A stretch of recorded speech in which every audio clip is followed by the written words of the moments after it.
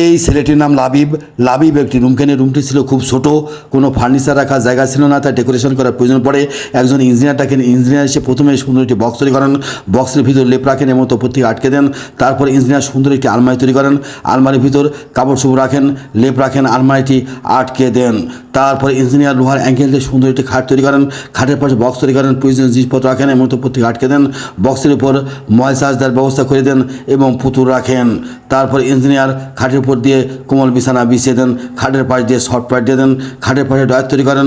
প্রত্যেকটি ডয়ারে প্রয়োজনীয় জিনিসপত্র রাখেন এবং তার ভিতরে ঢুকাইয়ে দেন। তারপরে ইঞ্জিনিয়ার সুন্দর একটি বুক সেলফ তৈরি করেন, প্রয়োজনীয় বইপত্র রাখেন, পুতুল রাখেন।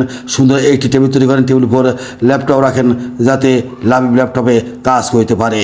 তারপর ইঞ্জিনিয়ার একটি বক্স তৈরি করেন, বক্সের ভিতরে মেয়েদের ভ্যানিটি ব্যাগ রাখেন, নিচে ডয়ার তৈরি করেন, প্রয়োজনীয় জিনিসপত্র রাখেন, বক্সের ভিতর পুতুল রাখেন। তারপর ইঞ্জিনিয়ার ল্যাপটপের উপর দুটি র্যাক তৈরি করেন, র্যাকের উপর বইপত্র রাখেন।